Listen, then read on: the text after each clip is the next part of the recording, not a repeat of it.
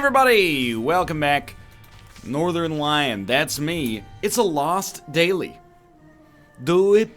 Let's do it.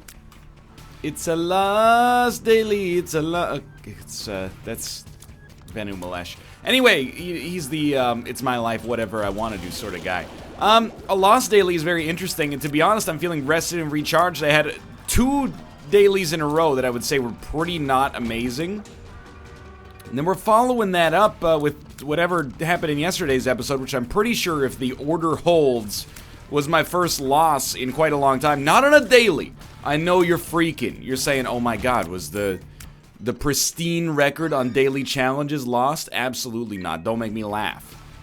That record will never be touched. You can give me the loss, you can give me greed, it doesn't matter. We ain't losing on any dailies. Not on my watch, anyway. You guys wear a watch? We'll talk about that later. Anyway, so I've got a chip on my shoulder. I can already tell you, and this is a little, it's indicative of how bad our last few runs are. The shears by itself explicitly makes boss rush substantially faster than it was on previous episodes. That's just like, by itself, it will carry us more than anything that we've had in any of our 2 previous dailies. Now, despite the dailies not necessarily being 10 out of 10, we still ranked okay. We've been in the top, we've been in the top 250 on just about every daily we've done, but even those ones that kind of, I wouldn't suggest they got thrown necessarily, but those ones that were a little wonky, we still did pretty well. So we've got, we still got our meager level of prestige.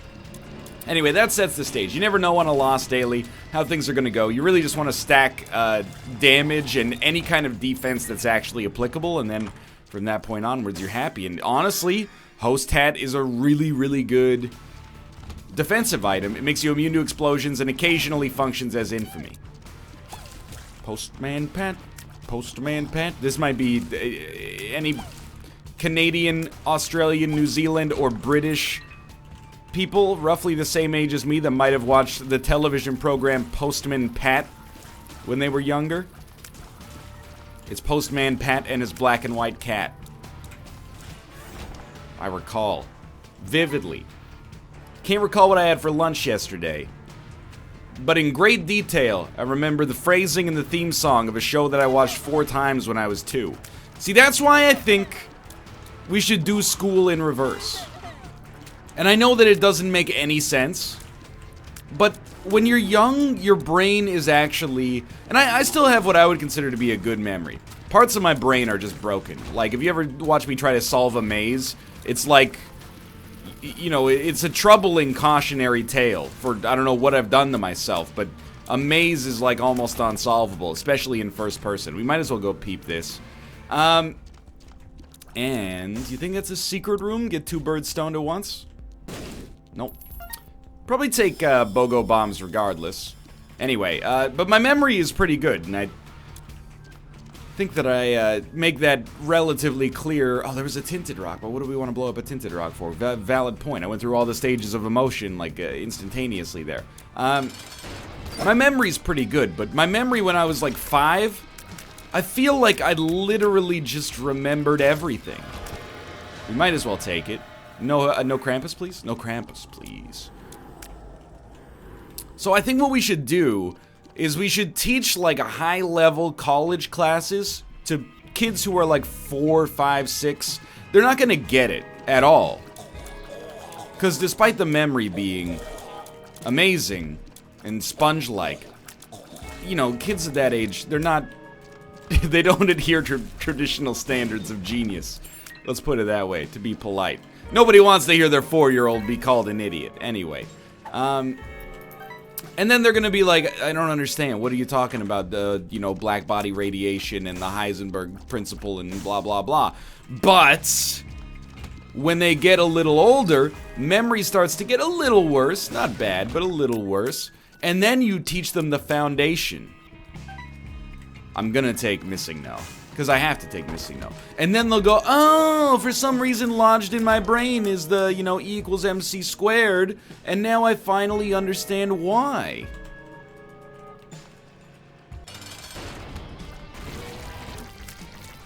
You know, you work backwards, like a Christopher Nolan film. You give them the answer early, and then later, you tell them the question.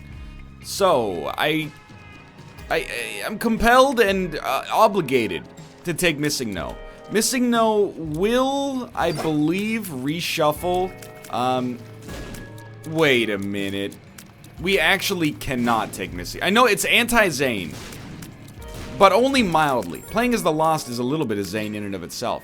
Why do I say it's anti-Zane? We can't missing no, because missing no is gonna remove Holy Mantle, which means we're dead as heck. Oh man, Isaac is forcing our hand. Are we truly zany?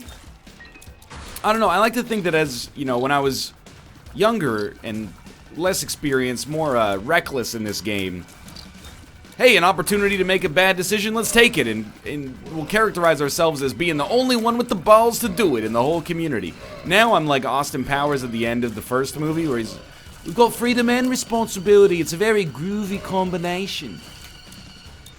I don't want to ignore the Zane, but we will 100% lose Holy Mantle as soon as we pick it up. I think we have to say no, especially given that the daily is so nice right now. Well, anemic might literally be worth nothing, but oh, just elbowed my desk because I'm so flippin' mad, dude, that the game would force my hand like this. Let's coffee up. We also can't really go to curse rooms until we get teleport cards, but yeah, I think the run it's popped off so well to start that I don't think I can take missing no and throw it all away. Anyway, I was gonna talk about watches. I don't wear a watch. I wore a watch. The last time I wore a watch was when I wore a watch when I was like in my early 20s because I thought that it looked nice. It wasn't like a cool watch. It was just it was like a cloth band, small face like Fuse in Rainbow Six Siege watch, and I was like, you know, it kind of unifies whatever outfit. This is before I just started wearing hoodies all the time, which is way more comfortable. If you can get away with it, I highly recommend it. Well, that's unfortunate. This is actually a room that's fairly likely, out of all the rooms we've done so far, this room is most likely to kill us, because after this we get a champion Mega Maw. We'll try to like fudge the spawn a little bit. Yeah, that's perfect. That's I don't know if I invented that, but I feel smart every time I do that. Every time we force, like, Mega Maw in the center is the most dangerous place. So if you can force the spawn of Mega Maw, even like slightly off to the side, you're gonna be way better off. Anyway, but before that, I wore a watch like regularly in high school. This is pre-smartphone era. It's not pre-cell phone era, but you know, I guess I grew up in that in-between period where cell phones existed, but not everybody under the age of 18 necessarily owned one. Like, when I was in 9th grade, for Christmas, we got cell phones. And what I mean by that is that my dad got a cell phone, and then the rest of our family got one cell phone to share. This is not a joke, and, you know, many people probably lived in a kind of similar situation, but, you know, we would be like, who needs the cell phone today? And, you know, my mom would be like, well, I'm gonna be, you know, traveling a little bit for work, so I think I should have the cell phone today. And we'd be like, that makes sense, Mom, you get the other cell phone today. Sometimes it would be like, you know, oh, I have an exam today, so I'll just call you when I'm done and you can pick me up. It'd be, okay, Ryan, you get the cell phone today. And it worked, like, surprisingly fine. And you know what's funny is that, you know, I would go to school with the cell phone on days when it was relevant. And, you know, we'd finish writing the exam. My friends would be like, hey, Ryan, can I borrow the cell phone to call my parents? I have their number memorized because it's the year 2002. Can I just borrow your little machine there and type it in? So I was in that era. Not really like... I'm not sure if I love this item, but I'm going to take it anyway. It's not like I grew up in the Great Depression or something like that. I'm just saying it's unusual relative to what it's like now. literally 10 years later in 2012, I was teaching Korean kids, and even like the 4-year-olds had smartphones. And they were Samsungs. Let's check this out. I mean, it's all good. I'm going anti-Zane, but again, there's built-in Zane as the loss. So I'm taking Champion Belt. If I can get Diplopia, I would love to double our likely Angel room here.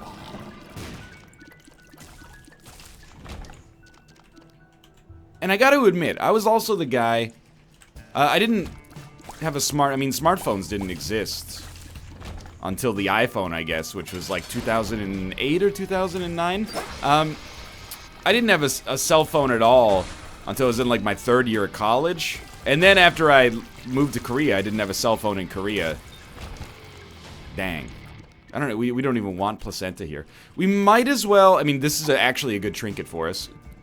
But we might as well go back and explore. I think we got the time.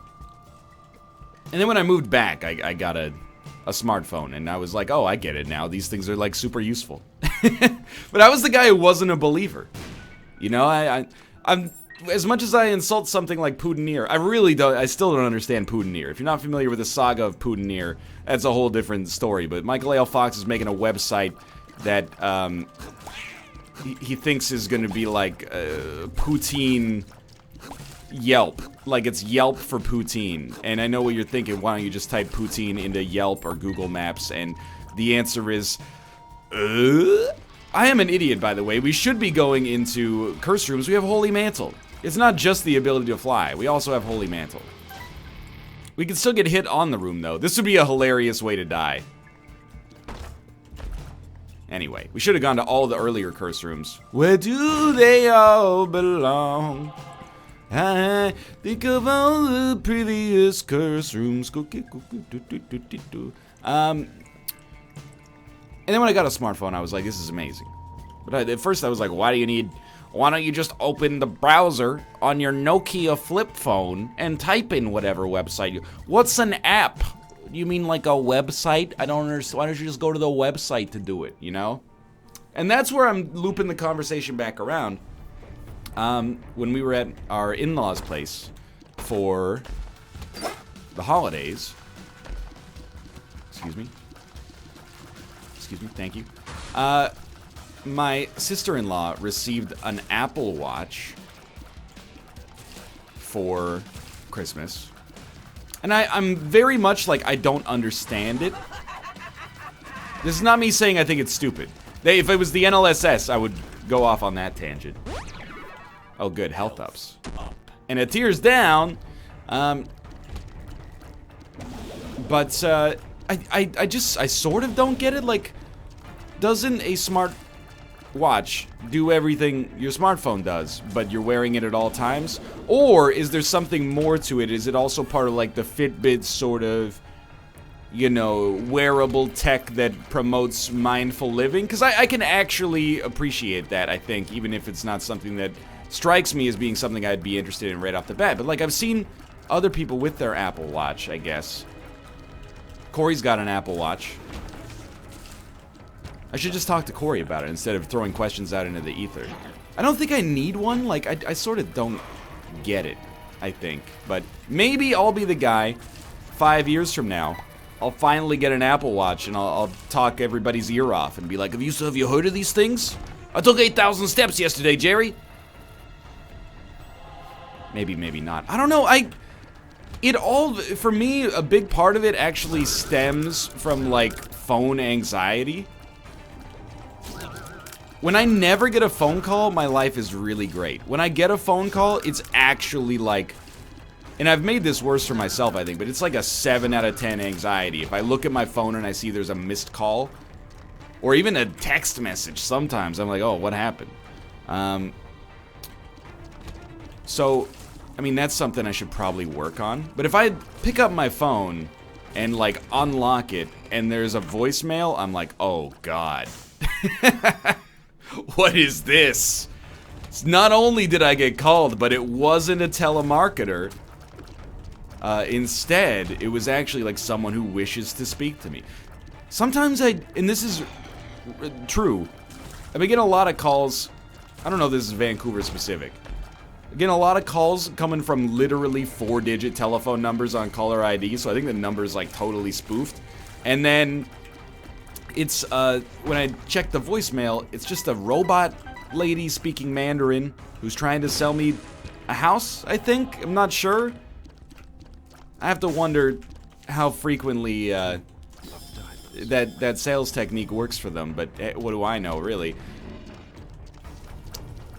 But yeah, so what I'm getting at is really like, I don't think I'd want to know when I got a call or a text message on my wrist. I would rather maintain plausible deniability for a little bit longer to be, oh, I didn't see your text.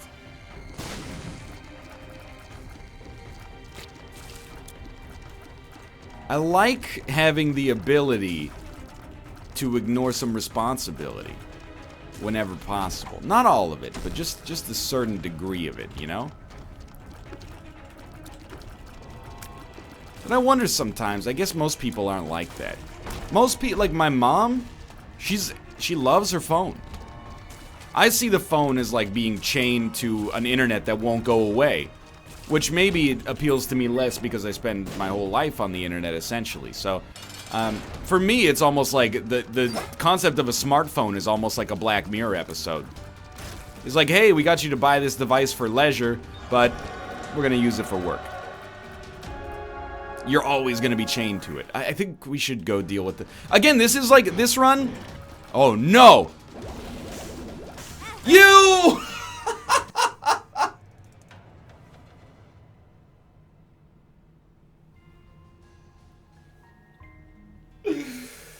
Oh, no.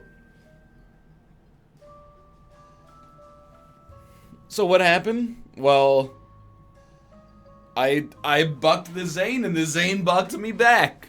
My man, I thought I would be a smart guy, go to the devil room because you get free items that are usually better. Instead we got Krampus and he just cramped on us. Thanks for watching. I hope you enjoyed the episode and this brief sojourn into what a girl wants, what a girl needs, whatever makes me happy sets you free, and I'm thanking you for showing me exactly. Yeah.